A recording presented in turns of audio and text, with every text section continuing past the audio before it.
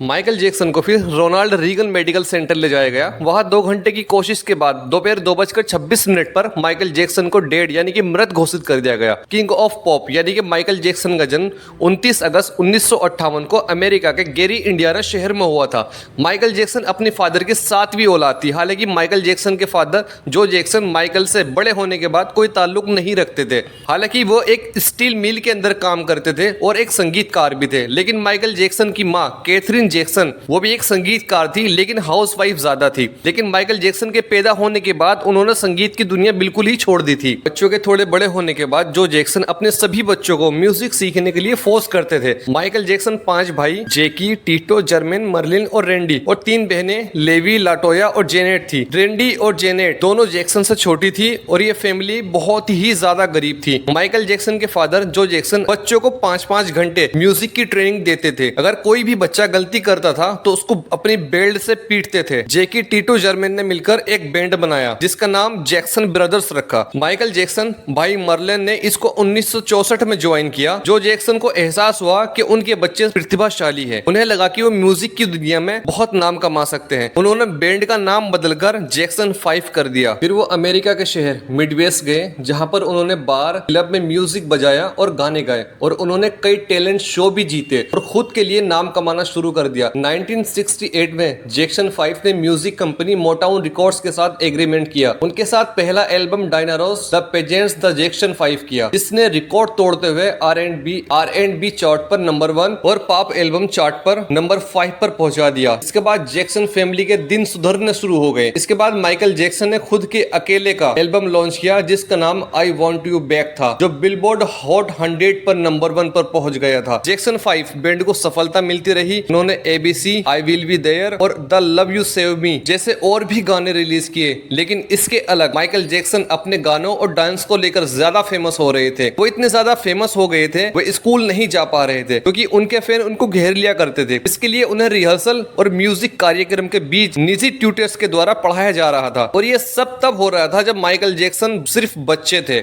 1978 में Michael Jackson ने अपने घर के बैंड जैक्सन 5 से खुद को अलग कर लिया था। शुरू में तो इसके गाने नहीं चले, लेकिन 1979 में माइकल ने album of the wall release किया और ये बहुत बड़ी हिट रही। इसके 4 गाने टॉप 10 में भी रहे थे। उस साल माइकल जैक्सन अब संगीत के सबसे बड़े सितारों में से एक बन चुके थे। माइकल जैक्सन द वॉल के बाद एक और बड़ा एल्बम बनाना चाहते थे, जो काफी मुश्किल काम था। 1982 के लास्ट में थ्रिलर एल्बम लॉन्च किया और ये एल्बम बहुत बड़ी सफल रही। इसने 8 ग्रैमी अवार्ड अपने नाम किए। आखिरकार थ्रिलर अब तक का सबसे ज्यादा बिकने वाला एल्बम बन गया और इस वक्त माइकल जैक्सन दुनिया के सबसे अमीर और सबसे बड़े सिंगर बन चुके थे। इसके अलावा उन्होंने band 1987, dangerous 1991, history past present and future book 1995 और इनविजिबल 2001 में लॉन्च किया। निजी जिंदगी में माइकल जैक्सन बहुत अजीब रहे, लेकिन बहुत दिलचस्प भी। वो बहुत बड़े घर में रहता था जिसका नाम उसने नेवरलैंड रंच रखा था। नेवरलैंड आधा घर था और आधा मनोरंजन पार्क था। उसमें एक पालतू जानवरों का चिड़ियाघर भी था, रेल मार्ग भी था, फेरिस व्हील, रोलर कोस्टर और बम्पर कारें और हिंडोला जैसी सवारी भी थी। माइकल जैक्सन का एक बच्चा प्रिंस माइकल जैक्सन, आज तक इसकी माँ का किसी को नहीं पता। माइकल जैक्सन ने 2 बार शादी की। पहली शादी लीजा मेरी प्रिंसली से हुई, जो फेमस रॉक गायक एल्विस प्रिंसली की बेटी थी। माइकल जैक्सन हमेशा अपना रूप बदलता रहता था। सालों से उसकी नाक पतली होती गई, उसके चेहरे का आकार बदलता गया और उनकी स्किन का रंग ब्लैक से व्हाइट होता गया। कुछ लोग कहते हैं माइकल जैक्सन को अपनी शक्ल पसंद नहीं थी, इसलिए अपने चेहरे को प्लास्टिक सर्जरी करवाता था। कहते हैं उनके फादर ने बचपन में उसके साथ हैरेसमेंट किया था। लोग माइकल की स्किन कलर पर भी सवाल उठाते हैं, स्किन का कलर कैसे बदल गया। कुछ लोग कहते हैं उसने स्किन के कलर को बदलने वाली बीमारी डॉक्टर से करवाई थी। स्किन की एक बीमारी होती है जिसमें व्हाइट कलर के धब्बे आने शुरू हो जाते हैं स्किन पर और धीरे धीरे वो पूरे शरीर पर हो जाते हैं, जिससे स्किन का रंग ब्लैक से व्हाइट हो जाता है। माइकल जैक्सन ने अपने ही घर में 12 डॉक्टर्स की टीम रखी हुई थी जो हर वक्त उनका चेकअप करती थी और रिसर्च करती थी कि माइकल जैक्सन को कैसे 150 साल तक जिंदा और जवान रखा जाए। माइकल जैक्सन के लिए जो भी खाना बनता था पहले वो लेबोरेटरी में चेक होता था, फिर उसको माइकल खाते थे। जैक्सन जिस कमरे में सोते थे उसमें ऑक्सीजन के सिलेंडर लगे हुए होते थे। जब माइकल कमरे में होते थे तो ऑक्सीजन सिलेंडर भी चालू होते थे ताकि कभी ऑक्सीजन की कमी ना हो। फिर अचानक 25 जून 2009 दोपहर 2:26 पर टीवी चैनल और वेबसाइट पर खबर आई कि king of pop Michael Jackson नहीं रहे। ये खबर आते ही सन्नाटा सा छा गया। लोग सड़कों पर बेहोश होने लगे और गिरने लगे। पूरे लॉस एंजलिस का खुशनुमा माहौल मातम के मंजर में बदल गया। चंद मिनटों में ही Google, Twitter, Wikipedia user traffic से क्रैश हो गए। दुनिया भर के लोग जानना चाहते थे कि 150 सालों तक जीने की चाह रखने वाले माइकल जैक्सन अचानक महज 50 साल की उम्र में कैसे मर सकते हैं। माइकल जैक्सन की मौत 25 जून 2009 को दोपहर करीब 12 बजे ही हो चुकी थी। उनकी मौत प्रोपोफॉल और बेंजोडाइपेजाइन हैवी दवाइयों के ओवरडोज के चलते हार्ट अटैक आने से हुई थी। जिस समय उनकी मौत हुई तब भी उनके पर्सनल डॉक्टर कॉनराड मुरे उनके साथ होमली हिल्स लॉस एंजलिस में थे। उस रात माइकल जैक्सन को नींद न आने पर कई ड्रग डोज दिए गए थे जिससे वो जल्दी सो सके। कुछ समय के बाद डॉक्टर ने माइकल को कमरे में बेसुध पड़े देखा। डॉक्टर ने मेडिकल हेल्प मांगने के लिए घर में लैंडलाइन और मोबाइल की तरफ भागे, लेकिन सिक्योरिटी के चलते लैंडलाइन बंद थे तो वो तुरंत बाहर की तरफ भागे और गार्ड से 911 पर कॉल करने को कहा। मेडिकल हेल्पलाइन नंबर 911 पर कॉल की। Medical helpline number